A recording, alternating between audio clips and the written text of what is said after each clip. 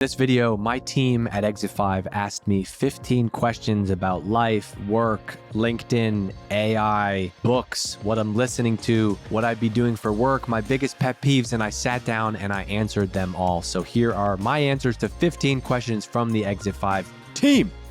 See ya.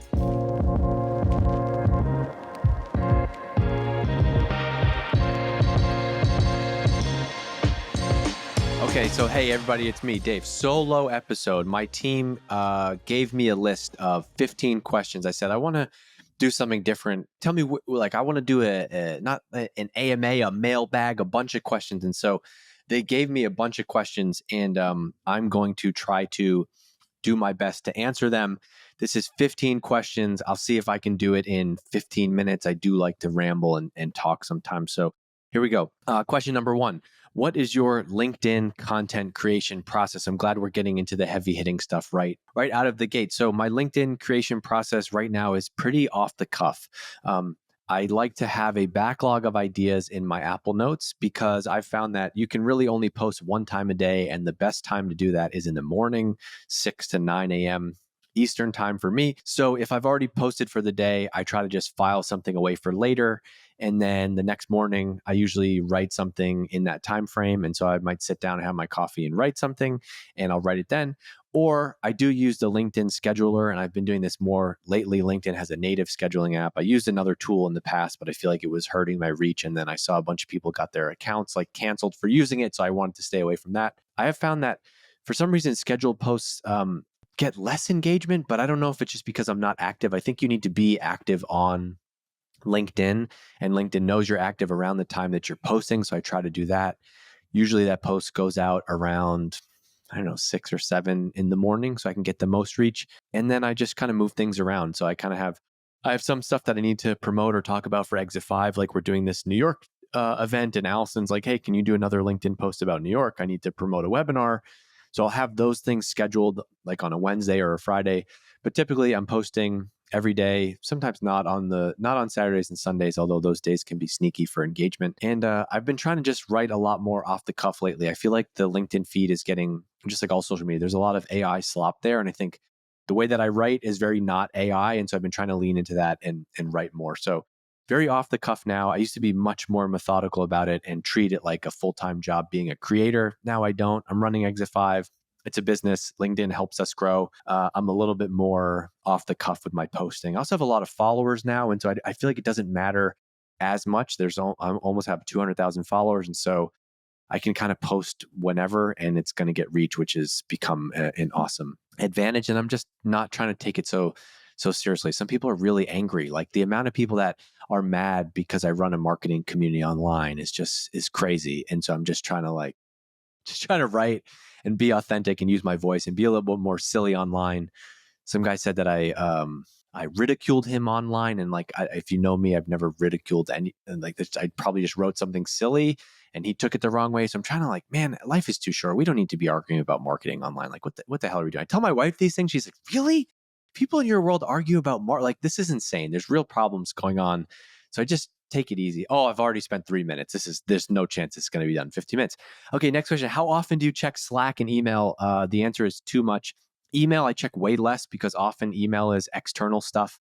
And I once saw somebody say I can tell how successful a founder is by how quickly they respond to emails. And to that, I say, fuck that.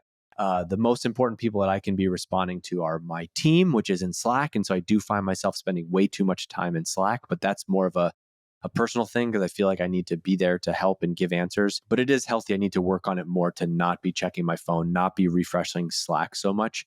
And a lot of times, you'll find things actually solve themselves if you kind of let them go. So, but overall, my screen time is not probably too bad. Maybe it's 3 hours a day. I mean, I would love to get that down even more, but it's very challenging. Sometimes I'll check stuff on Slack, save it for later, and just I treat Slack like my inbox. Basically every day, at least in the morning, I do a sweep. I do Slack, I do my inbox, and then I also go through the Exit 5 community, and I just try to maybe once or twice a day. My ideal flow would be in the morning and then in the afternoon, but that's just not reality. What are you reading right now or listening to? So I like to read a bunch of different books at once. And part of that is because I'm just crazy and life is short and I'm worried that I'm going to die without having read the best books in the world. And it's crazy. But at the same time, like I then just go back to like, I don't know, a lot of books I have a hard time getting into. I'm not a very good reader. Like I'm a very slow reader. And so I need to really, I also spend a lot of time like, man, for my 20s into my 20s, into my early 30s, like I must have read every business book under the sun, and I still am reading some of them sometimes because I think like reading and learning can be a great way to get smarter. I didn't think I was a very smart person growing up, and so I've been using books as my way to study. I found that the more that I study, the more successful that I can be later in life. I can make more money, provide for my family, um, do more meaningful work by studying and learning. So I do read a lot of business books. But now lately, man, I've read them all. I feel like, and so unless there's a really good one, my rule is that if someone that I find super smart that I look up to recommends a book to me, I instantly bought it. A mentor of mine once told me like no one has ever gone broke from buying a book, and so if it's $12, $20, doesn't matter. I will buy it. And then I also am worried about what's going to happen with AI and physical books, kind of like, I don't know, maybe it's going to be Fahrenheit 451 levels. And I want to have a library of physical books in my house. So I'm trying to buy more books. I read on my Kindle. My wife got me on my Kindle maybe 10 years ago. I can't go to sleep without it. It's amazing, but I do like the physical books. And so I also like to rotate books a lot because I think that I used to get in the trap of like getting 3 chapters into a book and I'm like, this book is boring, but I started it, so I got to finish it. And I don't think that's true at all. So I quit a lot of books and I might just read like 1 chapter in a book and get something. And it's essentially like I learned something from a blog post. So I'm trying to read more for fun now. One of my issues in like high school was like the summer reading stuff. They would give you this list of all these required books. And my mother-in-law, who's a librarian, was like, that's so dumb. They should just foster a love of reading in kids. And like, who cares if if you're reading ESPN, the magazine back in the day, or what was that guy, Christopher something that used to write all these sports books for kids. I used to love those. So now I'm trying to just really get back into reading for enjoyment, especially at night. Can't be reading business books at night. And so my daughter is really into Harry Potter. She's gone through all 7 books. And so she's like, you got to read Harry Potter. So I'm reading Harry Potter, the first book right now. I also am reading Project Hail Mary, the Andy Weir book. And the reason I'm reading that one is because there's this guy, Ray Porter, who does amazing audiobook narration. I got into this Jack Carr, the Terminal List book series, and I was like, who the hell is this audio book guy? He is unbelievable. He does accents. He's so good. I found out that he did that book. And so I'm reading and listening to that. That's one of the cool things about the Kindle that is superior to physical books is that I can get through books faster because I'll be reading a book at night and then I'll be listening to the audiobook like at the gym or being around, and it has that like whisper sync so it can sync up and I can get through books faster. And I'm also reading a golf book called The Match. Somebody said listen. This was from Matt, I think. Listening to, I said Project Hail Mary. On the podcast side of things, my favorite podcast is called No Laying Up. I love golf, and golf is kind of like my science fiction, my fantasy. It's escapism for me. So I listen to No Laying Up. That helps me unplug from work a little bit. And then I do like comedy. In particular, I've been on a Theo Vaughn kick right now, and so I listen to some of his stuff. What constitutes a perfect day for you? So I'm super lucky in that I've practiced a lot of I've built a habit of like just discipline over the years. And so I feel like I'm able to have a perfect day every day. And that to me now starts with, and before anyone gets mad, this is not toxic. This is what I do. I don't care what time you get up. I don't care what you do, but I get up early now. My kids thankfully sleep through the night. And so I am able to also, once you have kids, man, you're getting up at 4 in the morning, 5 in the morning, it doesn't matter. But now they sleep through the night. I get up at 5:30 and I go work out. I lift weights. Obviously I'm huge, super jacked. I go lift weights. I work out from, I don't know, by the time I get to the gym, I'm usually there from about 5:45 to 6:45. I come home. The kids are getting up. We have breakfast and get ready for school, and I take them to school. And then I go for usually a 3-mile hike. I got into rucking last year, which is amazing. I have to have surgery on my hip. I used to really love running, but I have to get my hip fixed. And so I've been trying to do less running, but I'm already worried about not being able to move. And so typically the point of this is the perfect day for me is by 9 o'clock, I've already done some type of 3-mile-ish hike or run or walk, and I lifted. And I just feel like if I do all that by 9 o'clock, man, how easy is my life? I have to write things on a computer and be online and talk to my team. I'm very lucky. And so a perfect day for me is like lots of exercise outside, physical activity makes me feel amazing, reduces stress, reduces anxiety, improves my mood, just makes me feel good. Hang out with my family, and then I need to do like one or two things that make me feel productive at work. That could be reading, that could be writing something. Sometimes, some days I have a lot of calls, a lot of meetings. Some days I'm filming and recording podcasts. But it's typically fitness, some type of productive work, and then family time. And I'm a simple, kind of boring guy. That is a perfect day. That's a perfect day for me. This one's from Anna. Take 4 minutes and tell your life story in as much detail as possible. I don't know if I can give you 4 minutes on that, but I was born in Worcester, Massachusetts, which I'm wearing this Worcester Red Sox shirt today. Shout out to the Woo Sox. Born in Worcester, Massachusetts. Lived there my whole life until I was 18. I went to college in Staten Island, a small school called Wagner College. I played baseball there. Well, I didn't really play, sat on the bench. After college, moved back home, lived at home for a year. Worked in Boston. I got a job at a PR agency.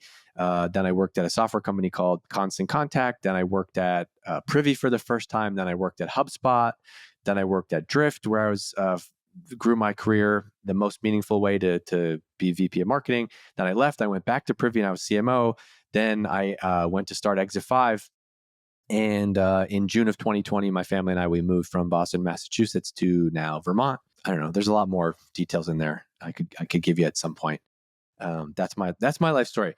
Okay, if you could wake up tomorrow having gained any one quality or ability, what would it be on a more personal level and on a work level? This got to be an Allison question.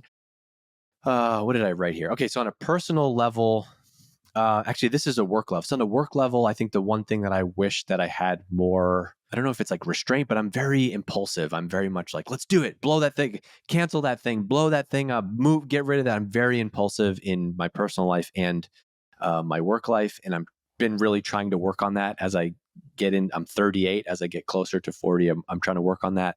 Some things that help me do that is sleeping on it, realizing that, and this is hard. Like so much of my job is on Slack, on email. So much of my life feels like it's in real time. It's very hard for me to be like, oh, I should just wait on that decision. But I also don't like sunk costs. I don't like waiting around. And I feel like you can control a lot of your destiny. And so if there is something that's not working, I don't have the patience to like ride it out. I want to make changes immediately. And that is, I think it's a gift in a lot of ways as an entrepreneur and a creator, but it's a curse in it. And it, leaves me to be impulsive and kind of make the wrong decisions sometimes. So I need to try to sleep on things more, be more patient. I guess to do that, I'm getting older, so that helps naturally. Try to spend more time just like slowing down, putting the computer away, going for a walk, not on my phone, meditating, which does make a huge difference in my ability to react to things. I can't say that I'm very good at meditating, but something that I'm trying to work on. And then also, this is something else that I'm trying to work on is like just caring less what people think. I think this is probably an older thing, as I get older thing, but I don't know. I mentioned this earlier. So one of the things that does kind of eat at me sometimes is that people online in the marketing world, I think because everybody's so vocal, they think I'm a bad person. They think I'm an evil person, or they think they don't like an opinion I have about marketing. And so that becomes this personal attack. And, my community sucks, and like, don't join Exit 5 because it's going to ruin your career. Someone said that literally. And like that shit, I try to like play this, like that stuff doesn't bother me, but it really does. I don't know. It's weird to be in a position where there's thousands of people online who have an opinion about you. And I often talk to my wife about this. I'm like, can you imagine what someone goes through who's actually famous? If you've ever seen like a Taylor Swift, like I said to her, she's a huge Taylor Swift fan, obviously, because who isn't right now? And I was like, can you imagine? Like, I understand why. Like, I have the I'm a tiny, like B2B, like marketing influencer. And like some of the things people send to me or say to me, or someone sends me, like, oh, did you see what this guy's saying about you online? I'm like, please don't send me that shit. I don't want that in my space. But B, imagine if you were actually famous. Like so many of the things that someone would never come up to you and say in person, they just do online. And it's just this whole culture of like a lot of my work is on social media. And so we live in this world of like everyone's trying to one up each other or dunk on each other, or, they want to see you fail for some reason. I really wish that stuff didn't bother me, but the point of this is answering honest, giving honest answers to stuff, and it does, and it's hard to not let that bother me. And so trying to work on some of that stuff. My number one thing that's helped me is just do not engage. Like, my favorite rapper, actually it's kind of changing, but my favorite rapper growing up and until recently, probably Ish, maybe because he was maybe involved in the Diddy stuff. I don't know. That's a separate story. I've always loved Jay-Z, and he has this line that I always think about in these moments. And he says, a wise man once told me, don't argue with fools because people from a distance can't tell who is who. And I just feel like there's no benefit to like arguing with someone online. And so I'd rather let someone have their opinion about me and then be proven wrong. And I've met so many people through Exit 5 now who are like, wow, you're way nicer and funnier and like authentic in person. And I'm like, okay, that's what matters. So I wish I could have a magic pill to just like really not give a fuck what people think, but I do. And I'm human. Okay, what is your most embarrassing memory at work? I've never told this story to anyone other than my wife. It's really not that embarrassing, but I was maybe 24 years old and I was working at a company, and it was like an open office space, and we all had desks, and there was like a ledge, and you know how you kind of do those kind of like startup, like, come, let's have a meeting, and you're just kind of meeting around someone's desk. Well, this guy, we went to have a meeting at his desk, and there's maybe three or four people around, and I go up and I go to just like sit up on the ledge, and as I go to sit up on the ledge, I just go and I just let out the loudest accidental fart of my life. I can't believe I'm sharing this on this podcast right now. I let out the accidental loudest fart of my life, and I literally, it was so obvious, and we were in such a small area, and I didn't know what to do. And so I just went, whoops. And everyone laughed. It was an amazing icebreaker. That was probably the biggest moment. Luckily, nothing so bad in the grand scheme of life. Like, I think we have a book like Everyone Farts that we read to our kids, or we did. So that was one. What's your favorite all-time book and why? I can't say that I have like one book. I will say the one book that I have gifted the most is Ryan Holiday's Daily Stoic. That type of thinking is really helpful for me. I've given out a bunch of copies to my family, and I like when I go to their houses and I see people reading it. But I'm trying to think. I was trying to think of like what's one book that I read recently that I wish I could go read again. And there's a golf writer called Tom Coyne, and he has a book that my friend John Short actually recommended me years ago called Paper Tiger. And this guy's like a golf writer, and he said, this is before having kids, probably, and getting married. He said, I'm going to commit a year to my life trying to become a professional golfer. I'm going to play in tournaments. I'm going to get a trainer. I'm going to get a coach. I'm going to document all of it. And I would love to do that. That sounds super fun to document it, film it, write about it, record it, do it for a year. Obviously, I couldn't do that now. That's a great book. What's the best career advice you have ever received? The best career advice I ever received was from David Cancel at Drift. He pushed me to basically double down on my strengths versus trying to round myself out and try to improve my weaknesses. And so he gave me this book called Managing Oneself by Peter Drucker.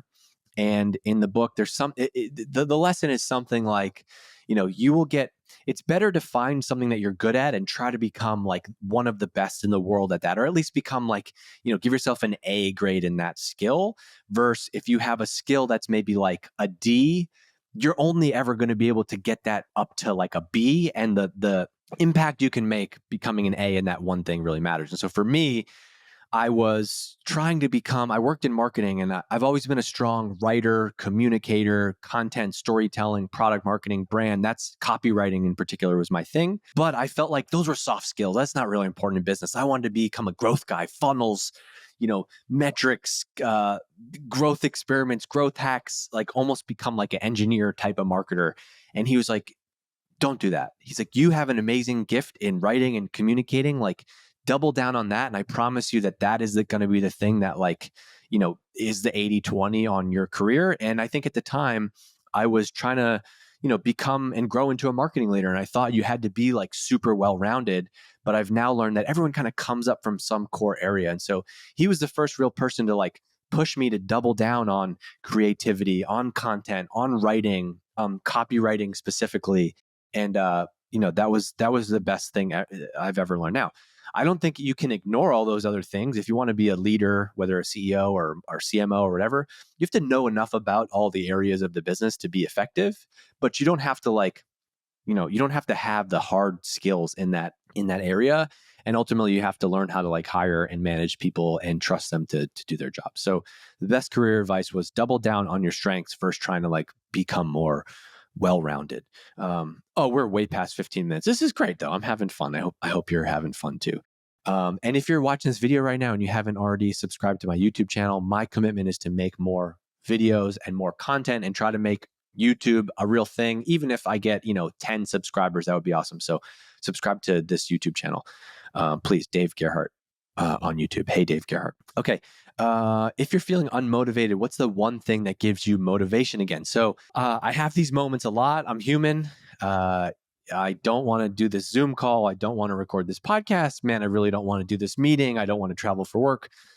I think about, I hope he doesn't see this. He's not going to see it, thank goodness, because this would go straight to his head. But I have a friend of mine whose name is Matt, and he was in the Marines, and literally had to go to war in when I was messing around at the end of high school and in college, living a life of freedom. He was over in Afghanistan in a war, and I'm so thankful for anybody who has served our country and given soft people like me the ability to run my little internet business from wherever. And so anytime like anything in my job is really not it's not even a sliver as hard as that is. And so I try to have that mindset, and it's a very grounding and helpful exercise. Like, come on, man, you really can't like take this Zoom call to talk about AI and SEO right now. Like, so you can suck it up and do it. Matt was in war. It's very helpful. If you could transform into any animal, what would you choose and why? Never really thought about this. For this, I was just sitting down on my couch trying to prepare some answers for this. I said lion. We recently watched the live action version of Lion King, which, by the way, is really sad. But I think it would be great to be a lion, just to feel that badass, just let out a roar across the jungle and be like, I'm the boss of this thing. No one can mess with you. To be a lion, to be fast. Maybe a cheetah would be pretty awesome. Also, to just be super fast and powerful like that. That'd be cool. Also, I have a Bernedoodle. He has a pretty good life. He just kind of sleeps and then like goes for lots of runs and hikes with me. He has a really good life. I wouldn't mind being him sometimes. Next question, if you only have 5 minutes to prove you are human and not AI over text, how would you do that? I think I'm much funnier than AI. At least my AI is like incredibly corny and strange. And so I would try to just like tell a joke that would sound like Dave.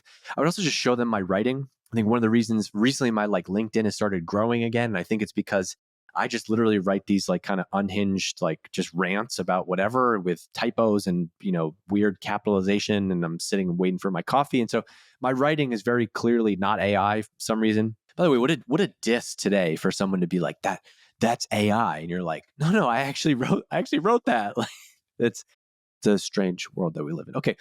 Next question, biggest pet peeves. Man, where do I start? I am full of them.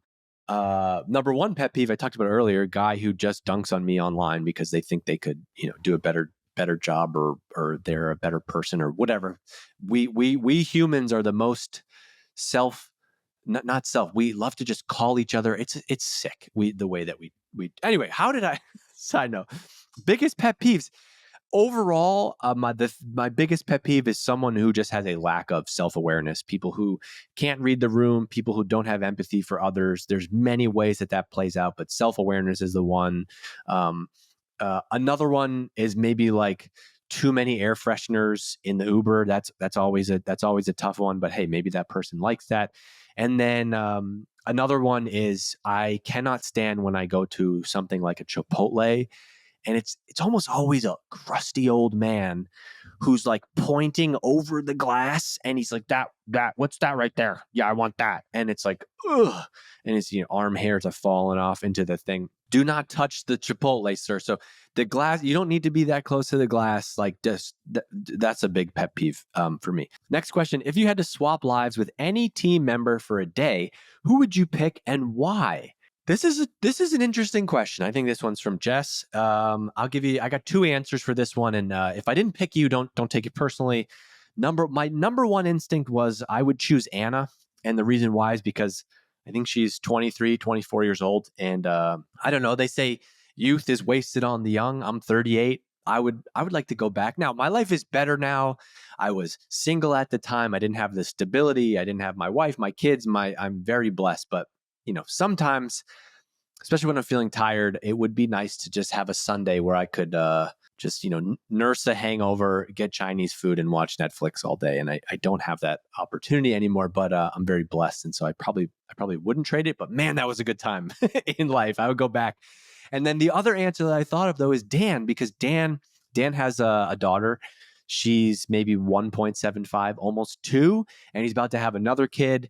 And my kids are not that old; they're 8 and 6. But I'm already feeling like, man, they're not babies anymore. And I would like to go back to that phase for a minute just to squish them one more time. Oh, a go-to karaoke song.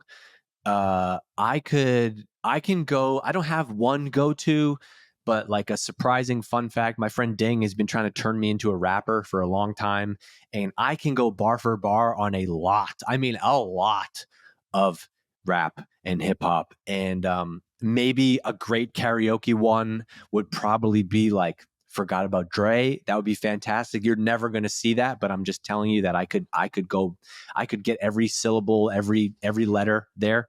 That would be no problem. Last question. If you weren't running Exit 5, what job would you have?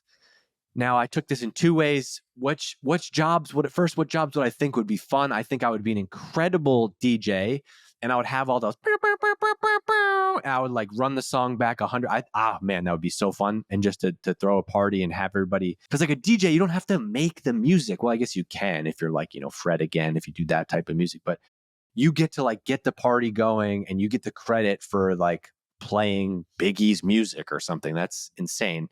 A DJ would be super fun.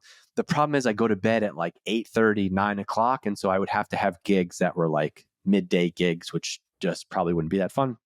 I also sometimes think I would be a really good on-course golf announcer. Like, let's kick it out to Dave. He's on 14. And Dave's actually with Scotty right now. What has he got, Dave? And I'm like, oh, yeah, Johnny. So ball's a little bit sitting down in the rough here, but Scotty, he has a very steep angle of attack, so he should be able to get the 9-iron on here, no problem. I think I would be great at that. But if I needed to make money and provide for my family, and we live in a system in America where you need to make money, you need to do that to survive and to like have a house and buy groceries and stuff, and get $18 avocado toast and all the nonsense that you pay for today. I would probably be a CMO right now if I didn't have Exit 5. I think I'm a good marketer. I want to stay sharp. I love the skill set of using marketing, of being a marketer. I think that would be being a CMO or head of marketing would be the best way to use my skills today. I think a lot of trends in AI and tech really play in that favor and the skill set that I have. And so that would be fun. That'd be a great way to get paid and provide for my family if there was no Exit 5. So, all right, that's it. I said 15 minutes. It takes a little longer. I don't even had a minute to stop. So that was straight through 15 questions from the Exit 5 team. If you want to ask me more questions, maybe I'll sit down again and answer them. You can email me, dave@exit5.com, or just like this video and leave a comment here, and maybe I will do this again. But thanks for hanging out with me. 15 questions about life and work, and I'm all done now. Goodbye.